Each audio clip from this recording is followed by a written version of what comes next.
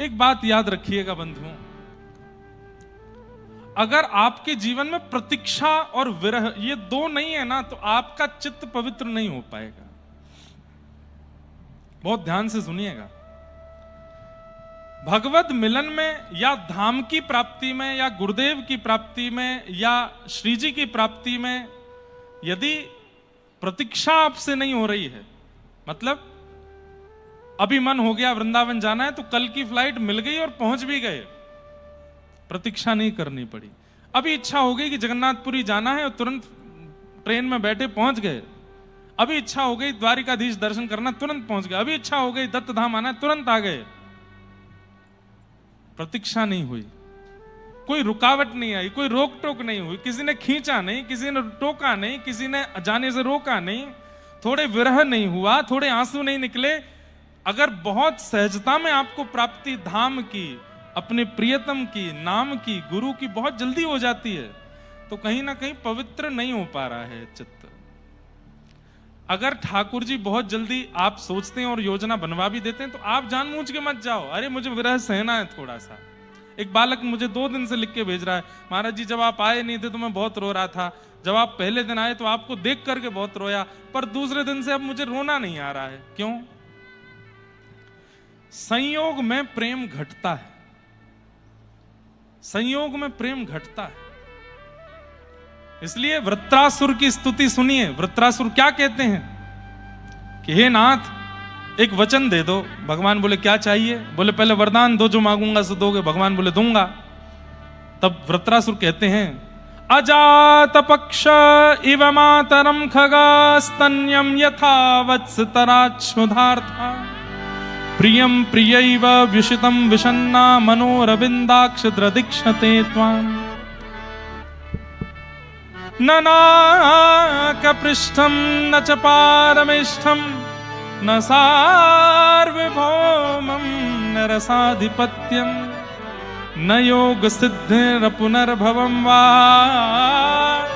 समंजसत्वा विरहय्यकांक्षे।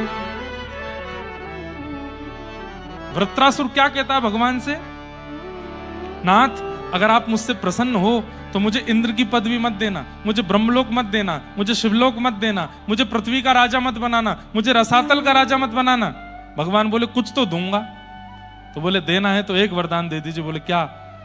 आप मुझसे दूर चले जाओ और मैं आपके विरह में रोने लग जाऊं, आपकी याद में इतना रोऊं, इतना बिलखूं कि तड़प तड़प करके मेरी आंखें सूज जाएं रो रो करके, कंठ अवरुद्ध हो जाए चिल्ला चिल्ला करके। लेकिन नाथ वचन दीजिए, क्या? आप आना मत, मुझे रोने देना। क्यों? क्योंकि संयोग में केवल नेत्रों को आप दिखाई देते हो, वियोग में तो रोम रोम को आपका दर्शन होता है। मुझे वियोग सहना है। ये 15 दिन बाद जाना आवश्यक है, क्योंकि अगर बहुत संयोग हो जाएगा ना तो आज की भाषा में कहूं वैल्यू घटने लगती है। इसलिए मैं निवेदन करता हूं जिससे प्रेम बरकरार रखना हो उसके बहुत पास मत जाना, थोड़ी दूरी बना के रखना, क्योंकि संसार का नियम है बहुत सामीप्य में दोष होता है। कहां तक कहूं, राधा रमन जी को जिस दृष्टि से हम और आप देखते हैं ना, उस दृष्टि से पुजारी नहीं देखते होंगे। श्री बांके बिहारी लाल जी का जिस भाव से दर्शन दूर खड़ा हुआ देखता है, उस भाव से छूने वाला नहीं कर पाता होगा। क्यों? सामीप्य है। कई लोग पूछते हैं कि ठाकुर जी ने ब्रजवासियों को विरह क्यों दिया? 11 वर्ष बाद इतना प्रेम ब्रजवासियों से करते थे तो छोड़ के क्यों गए? क्योंकि चाहते थे ठाकुर जी कि ये प्रेम अजर हो जाए, ये प्रेम अमर हो जाए, ये प्रेम ऐसा हो जाए कि इस प्रेम की कोई तुलना ना कर पाए। और उसके लिए इस प्रेम का जीवित रहना आवश्यक है। और प्रेम जीवित तब रहेगा जब मैं चला जाऊंगा। और जब ठाकुर जी गए, आज तक ब्रजवासियों का प्रेम गाया जाता है रोज। आज वैसे मैं चैतन्य चरित्र सुनाने के मूड में आया था, लेकिन आज नंदोत्सव ही करते हैं। कल 2 दिन चैतन्य चरितामृत सुनाऊंगा, सुनिएगा। विरह की वो पराकाष्ठा,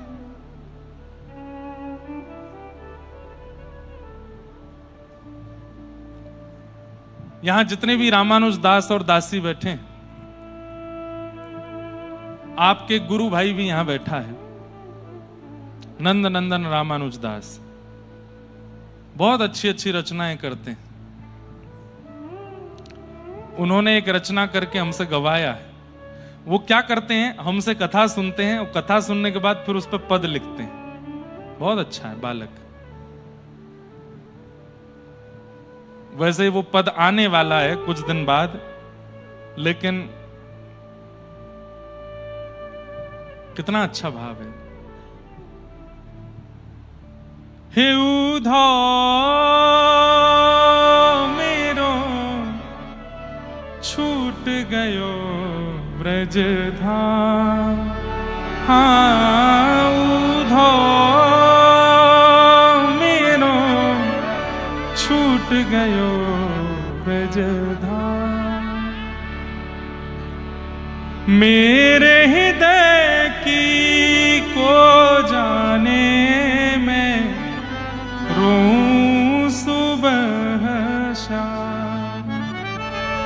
हे उधो मेरो छूट गयो ब्रज धाम।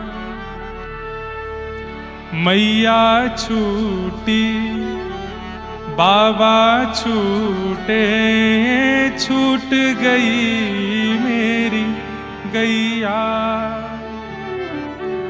गोपी ग्वाले और यमुना तट पनघट की छैया। मथुराधीश बनो हूँ जब ते, मथुराधीश बनो हूँ जब ते, खो बैठो श्याम। हे उधो मेरो छूट गयो ब्रज धाम। मुझे गाना तो नहीं चाहिए, लेकिन मैं रोक नहीं पाया। वो बालक यहीं बैठा है, इतने अच्छे अच्छे पद लिखते हैं। उसने एक पद और लिखा, बन के जोगन डोलत व्रज में, पीवत यमुना जल को, मेरो मन वृंदावन में अटक, मेरो मन हरि चरणन में अटक। याद में तोरी भई बाबरी, सुध लो मोरी कुंज बिहारी। याद में तोरी भई बाबरी, सुध लो मोरी कुंज बिहारी। अब आओ मेरे प्राण प्यारे, अब आओ मेरे प्राण प्यारे, अपना या जन को, मेरो मन वृंदावन में अटक, मेरो मन हरि चरणन में अटक। एक पद और लिखा है, श्यामा सुन आज हवाएं गाएं अपनी प्रेम कथाएं। पंछी सारे सुर साधे हैं, कण कण अनहद नाद बजाएं।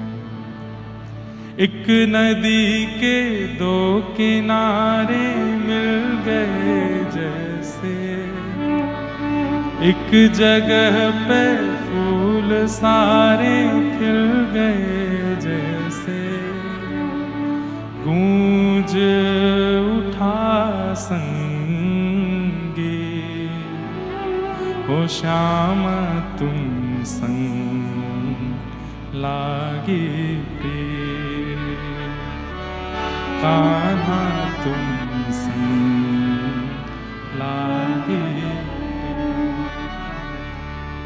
तुम असीमित प्रेम की अनुभूति हो मेरे लिए, जो दिखूं ना एक क्षण तो रोते हो मेरे लिए।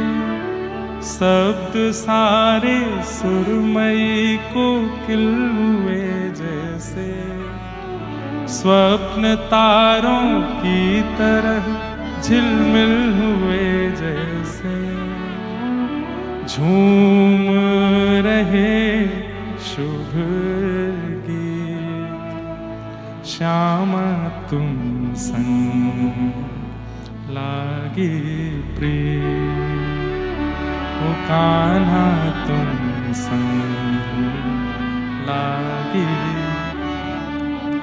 कितने अच्छे भाव।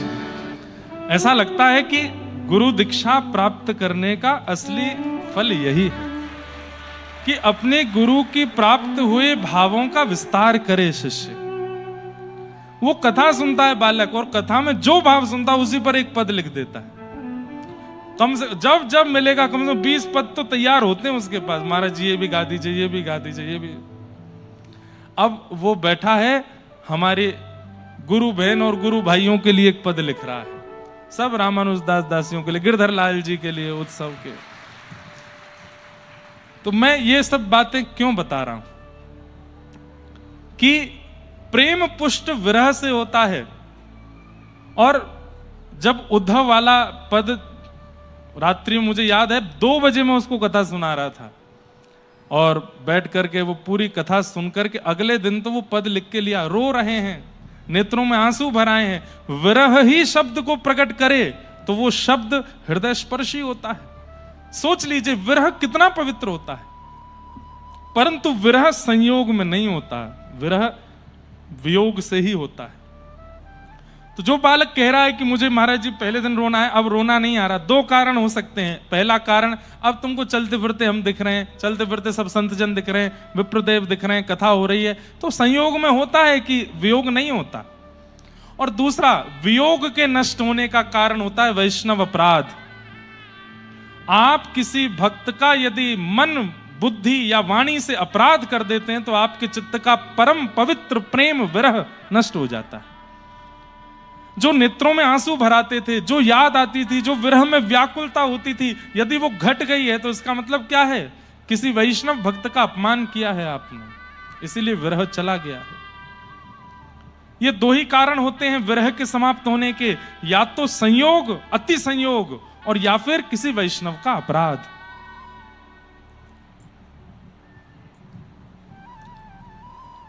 वियोग विरह प्रेम को पुष्ट करता है। श्री सुखदेव जी महाराज ने 2 श्लोकों में कथा सुना दी और मौन हो गए। परीक्षित व्याकुल हो गया, बोले कथितो वंश विस्तारो भवता सोम सूर्यो। हे नाथ, आपने बड़े बड़े राजाओं की कथा मुझे विस्तार से सुनाई, मैंने कुछ नहीं कहा, लेकिन मेरे पूर्वज पांडवों के रक्षधर श्री कृष्ण, जिन्होंने मेरी मां के गर्भ में प्रवेश करके मुझ बालक की मरने से रक्षा की, उनकी कथा आप 2 श्लोकों में सुना रहे हो। नाथ, 7 दिन बाद तक्षक सर्प से मेरी मृत्यु नहीं होगी, अभी इसी वक्त मेरी मृत्यु हो जाएगी। विरह में कृपा करें, मुझे ऐसे मत कीजिए। पूरी कृष्ण लीला सुनाइए ना। बंधुओं, अब ये बात हमने क्यों बताई? जब कृष्ण दर्शन की लालसा चित्त में प्रकट होती है ना, तभी कृष्ण कथा में प्रवेश करना उचित है। कोई ऐसी चलते फिरते कृष्ण लीला में प्रवेश नहीं करा देना चाहिए। श्रोता जब तक व्याकुल ना हो जाए लीला सुनने के लिए, तब तक उसको प्रविष्ट मत कराओ। गोपी गीत के बाद रुरुदु स्वस्वरम राजन कृष्ण दर्शन लालसा, गोपियां जब कृष्ण विरह में रोने लगी, तासाम आविर्भूत सौरी स्मयमाय मुखाम्बुज पीतांबर धर श्रग्वी साक्षान मनमथ मनमथ, तब ठाकुर जी प्रकट हुए। ये बात सिद्ध है, 1000 माला कर लो, 1,00,000 माला कर लो, 5 लाख माला कर लो, ठाकुर जी प्रकट नहीं होंगे।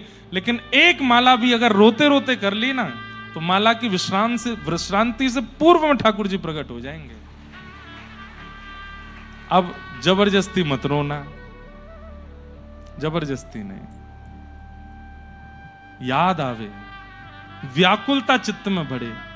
बंधुओं, मांगा करो, आपको धाम मिल गया, आपको नाम मिल गया, आपको गुरु मिल गया, आपको मंत्र मिल गया, आपको सब कुछ प्राप्त हो गया, अब विरह की याचना करो।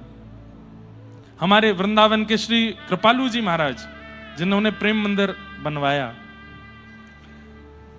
कितना प्रसिद्ध पद है उनका, उस पद में वो एक बात कहते हैं, गोपी प्रेम की भिक्षा दीजे, कैसे हूँ मोहे अपनों कर ली। ये विषय अभी थोड़ी देर में मैं यहीं विश्राम कर दूंगा, विरह वाला, और कल मैं विरह से ही कथा का प्रारंभ करूंगा, क्योंकि चैतन्य चरित्र सुनाना।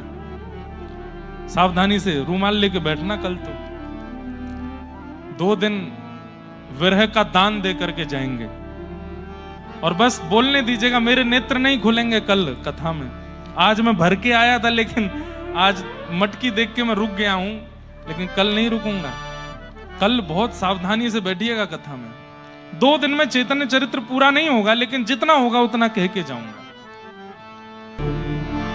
सरस किशोरी बयस की थोरी, रति रस बोरी, की जय कृपा की को, श्री राधे की जय कृपा की को। विरह मांग रहे हैं किशोरी जी से। जब भक्त को सब कुछ मिल जाता है तो वो विरह की याचना करता है, रुदन की याचना करता है कि मुझे रोना है, मुझे विरह में रहना है। और विरह मिलता नहीं है बंधुओं। धाम मिल जाएगा, नाम मिल जाएगा, मंत्र मिल जाएगा, दर्शन मिल जाएगा, महाप्रसाद मिल जाएगा, लेकिन विरह नहीं मिलता है। और विरह मिल रहा है तो बहुत बड़ी कृपा है, उसको जाने मत दीजिए, रहने दीजिए अपने पास ही। जैसे ही देखा सुखदेव जी ने कि परीक्षित विरह व्याकुल हो रहा है और कह रहा है कि मेरे प्राण तो आज ही निकल जाएंगे, 7 दिन बाद तक्षक सर्प के डंसन से मेरी मृत्यु नहीं, कृष्ण कथा ना सुनने के वियोग में मेरे प्राण निकल जाएंगे। जैसे ही विरह आतुर सुखदेव जी ने परीक्षित को देखा, तुरंत सुखदेव जी बोले, परीक्षित सम्यक व्यवस्थिता बुद्धि तब राजसी सत्तम, वासुदेव कथायाम ते यज्जाता निष्ठ कीरति। क्या कह रहे हैं? मैं तुम्हारी बुद्धि परख रहा था। ये कृष्ण लीला 2 श्लोकों में मैंने जानबूझ के सुनाई ताकि मैं तुमको परखूं तो सही, तुम राजी होते हो कि नहीं। लेकिन तुम्हारी बुद्धि व्यवस्थित हो चुकी है राजन। क्यों? क्योंकि तुम विरह व्याकुल हो रहे हो। कृष्ण की कथा सुनने के लिए, उनका दर्शन करने के लिए इतनी व्याकुलता तुम्हारे चित्त में हो रही है। इससे यह बात पता चलती है कि अब तुम्हारी बुद्धि व्यवस्थित है। सम्यक व्यवस्थिता बुद्धि तव राजर्षि सत्तम। आहा, तब आपने कहा अब तुम्हारे अंदर ये विरह मुझे दिख गया है, अब मैं तुमको कृष्ण लीला सुनाऊंगा। क्यों? विरह आपन्न व्यक्ति जब कृष्ण लीला में प्रवेश करेगा तो कृष्ण की लीला पर संशय नहीं करेगा। आपने कभी रोते हुए व्यक्ति को देखा? रोता हुआ व्यक्ति सब स्वीकार कर लेता है। अब पानी पिलाओ, पानी पिलाओ उसको, पानी पी लेगा। जूस पिलाओ, जूस पी लेगा। चाय पिलाओ, रोते हुए चाय पिलाओ, चाय भी पी जाता है। टॉफी खिलाओ, ठीक हो जाएगा बेचारा। रोते हुए टॉफी खिलाओ, टॉफी खा लेगा। मक्खन खिला दो इसको, जहर ले आओ, जहर भी खा जाएगा। विरह आपन्न व्यक्ति बुद्धि से विचार नहीं करता, वो सब स्वीकार कर लेता है। मेरा मन हो तो मैं 10-15 दिन विरह पे ही बोलूं, और हो सकता है अगली बार जब आए तो भगवत विरह पर ही बोलें। और क्यों बोलना है? क्योंकि विरह हमें चाहिए। विरह हमारे चित्त में है नहीं, व्याकुलता है नहीं चित्त में। तो विरही व्यक्ति कैसा होता है? सब स्वीकार कर लेता है। अगर विरह बिना तुम कृष्ण लीला में प्रवेश करोगे तो मन में पहला प्रश्न आएगा, 6 दिन का बालक पूतना कैसे मार सकता है? 3 महीने का बालक सक्टासुर को कैसे मार सकता है? 1 वर्ष का बालक तृणावर्त को कैसे मार सकता है?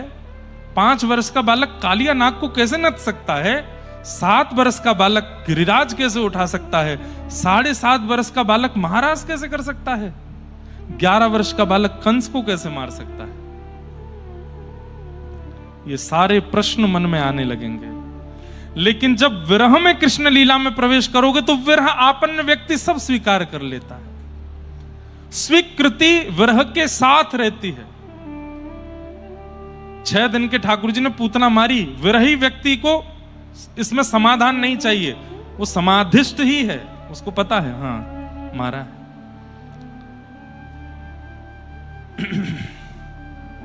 और जैसे ही देखा कि अब परीक्षित विरह में आतुर हो गया है, तब सुखदेव जी कहते हैं, वसुदेव गृहे साक्षात भगवान पुरुष पर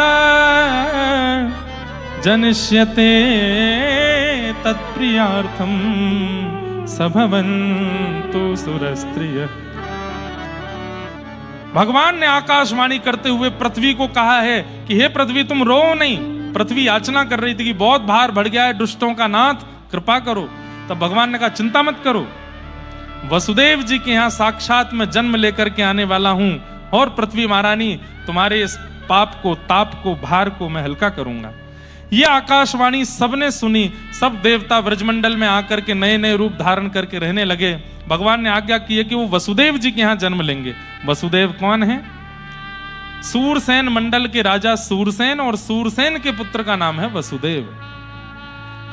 मथुरा के राजा उग्रसेन, उग्रसेन के पुत्र का नाम है कंस।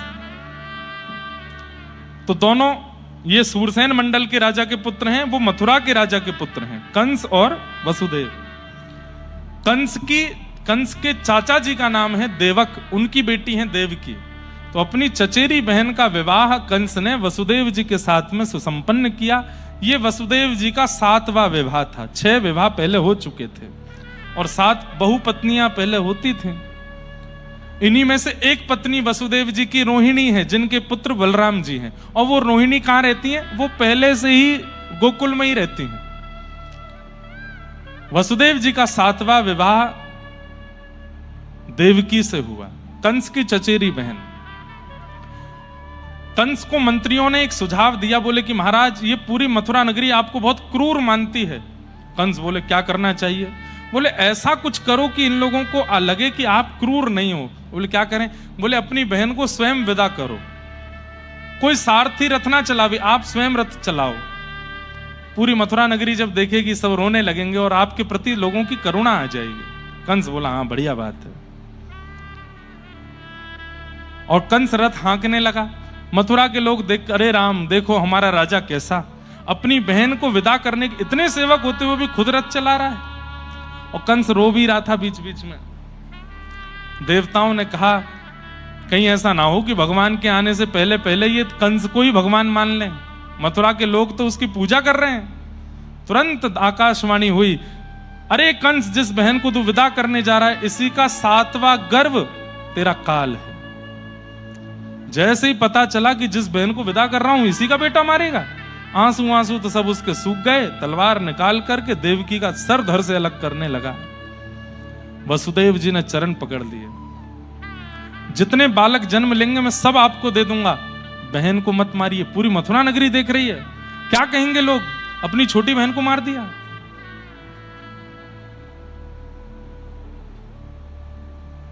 बंधुओं संसार में कई राक्षस लोग हैं आज भी, लेकिन उनका राक्षसत्व तो केवल इसलिए बचा हुआ है कि अरे अगर मैंने किया तो मेरी पॉपुलैरिटी घट जाएगी।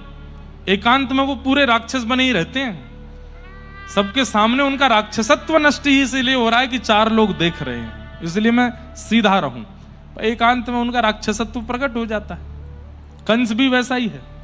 और ऐसे व्यवहार वाले जो लोग हैं ना, जो सबके सामने तो दिखाते हैं कि कुछ नहीं, एकांत में जाकर के और उनका राक्षसत्व प्रकट हो जाता है, वो कंस ही हैं।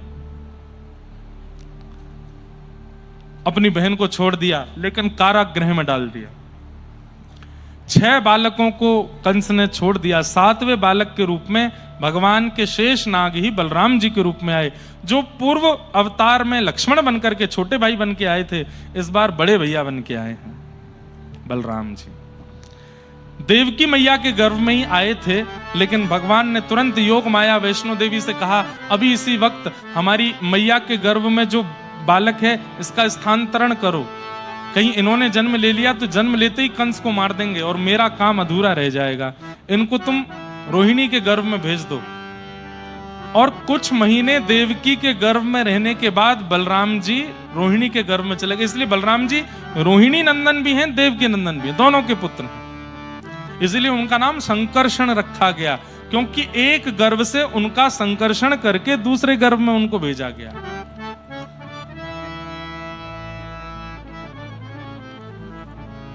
अब आ रहा है 8वां बालक। कंस ने देखा 6 बालक मैंने मार दिए, 7वां गर्भ में ही मर गया, 8वां बालक आ रहा है। सैनिक बढ़ा दिए, ताले लगा दिए, हथकड़ी बेड़ियां लगा दी, बच के भागने ना पाए मेरा शत्रु। अब बड़े बड़े दरबानों को, नए नए दरबान बुला लिए, बड़े बड़े मुस्टंडे खड़े हैं, कहीं से भी कोई रात की शिफ्ट अलग है, दिन की शिफ्ट अलग है, सोते नहीं है एक क्षण के लिए भी, कहीं कृष्ण जन्म लेकर के भाग ना जाए यहां से। देवकी मैया के गर्भ में लाल जी आ गए, इतनी सुंदर लगने लगी हैं देवकी कि स्वयं कंस रोज देखने के लिए जब देवकी को जाता है, तो पहले कभी ऐसा नहीं हुआ, लेकिन अब देवकी को देख करके कंस को बड़ी दया आती है, करुणा आती है, पैर छूने का मन होता है। भगवत प्राप्त व्यक्ति यदि सामने आ जाएगा तो उसको प्रणाम करने की इच्छा होने लगेगी, उसको देखने की इच्छा होने लगी, उसके पास बैठने की इच्छा होने लगती है, जिसके चित्त में ठाकुर जी होते हैं। भादों का महीना, मंदम मंदम जलधारा, आकाश में मंदम मंदम जलधारा गिर रही है, आधी रात हो गई है और धीमे धीमे सबको झोंके आ रहे हैं, जितने दरबान खड़े हैं सबके नेत्र बंद हो रहे हैं, सौंधी सौंधी मीठी हवा चल रही है, स्पर्श जैसे ही तन का होता है मानो आलस में भर रहे हैं सब लोग, अंगड़ाइयां आ रही हैं और धीमे धीमे सारे दरबान सो गए, कंस सो गए, मथुरावासी सो गए, रात्रि का समय है, गोकुलवासी सो गए। कहते हैं कि 84 कोस में एक व्यक्ति भी इस समय जागृत नहीं है, केवल वसुदेव और देव की जगह। और जैसे ही मध्य रात्रि का समय हुआ है, मंदम मंदम जलधारा गिर रही है, पवन देव मंदिराचल पर्वत पर गए हैं और वहां की समस्त चंदन की लकड़ियों से उनकी सुगंधी लेकर के पूरे मथुरा में, पूरे ब्रजमंडल में बह रहे हैं। पूरे मथुरा में मानो चंदन की सुगंधी से आच्छादित कर दिया गया हो। आकाश में तारा नहीं है, आकाश में 33 कोटि देवता खड़े हैं, हाथ में पुष्प लेकर के ठाकुर जी जन्म लेने वाले हैं। और जैसे ही मध्यरात्रि का समय हुआ, श्री देवकी मैया के गर्भ से एक दिव्य तेज पुंज प्रकट हुआ और शंख चक्र गदा पद्म धारण करके चतुर्भुज श्री बाल कृष्ण प्रभु प्रकट हो गए। बोल बाल कृष्ण लाल की, देवकी नंदन गोपाल की, श्री गोपाल कृष्ण भगवान की। जैसे ही महाराज ठाकुर जी प्रकट हुए, आकाश से पुष्प वर्षण होने लगा है।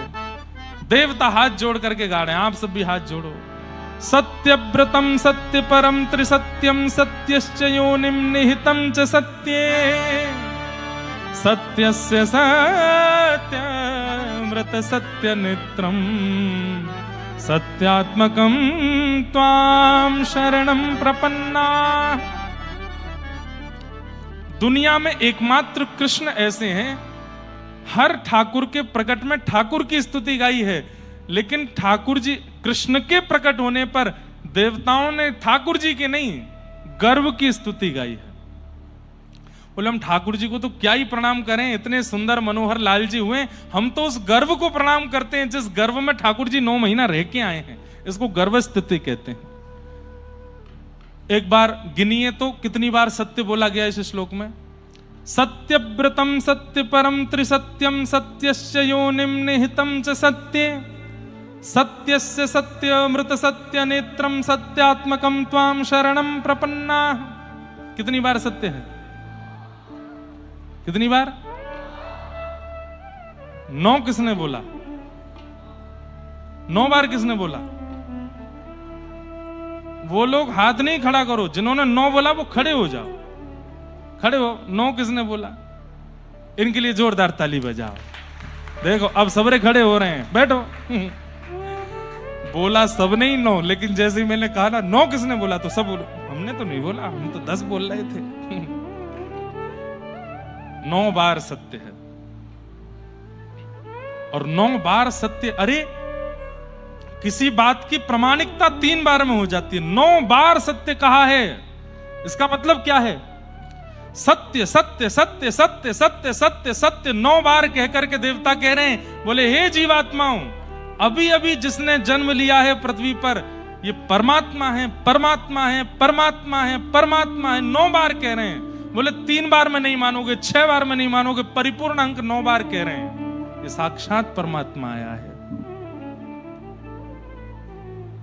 सत्यव्रतम सत्य परम त्रिसत्यम, जिनका सब कुछ सत्य है, ऐसे सत्यात्मकम त्वाम शरणम प्रपन्ना। कैसे प्रकट हुए हैं भगवान? आहा, कैसे लग रहे हैं ठाकुर जी? नेत्र बंद करके दर्शन करो, कैसी झांकी है ठाकुर जी की। आहा, तमद्भुतम बालकमंबुजक्षणम चतुर्भुजम शंख गदायुधायुधम श्रीवत्सलक्ष्मं गलसौभकौस्तुभं पीतांबरं सान्द्रपयोधसौभगम्। तमद्भुतम बालकम, बालक के रूप में है, लेकिन अद्भुत बालक। कैसा बालक? तमद्भुतम बालकम। बालक है तो अद्भुत नहीं होगा, अद्भुत है तो बालक नहीं होगा। ये बालक और अद्भुत दोनों एक साथ कैसे हो सकते हैं? बोले भैया बालक है, लेकिन 4 भुजा वाला बालक है। और 4 भुजा ही नहीं है, चारों भुजाओं में आयुध भी हैं, शंख चक्र गदा पद्म लेकर के ठाकुर जी आए हैं।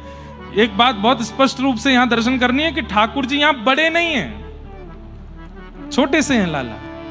जैसे एक छोटा बालक होता है उतनी बड़े हैं, लेकिन 4 भुजा हैं, और चारों भुजाओं में शंख चक्र गदा पद्म लेकर के आए। पीतांबरम सांद्र पयोध सौभगम। और इतना ही नहीं, अरे दुनिया का पहला बालक देखा जो पीतांबरी पहन करके गर्भ से आया है।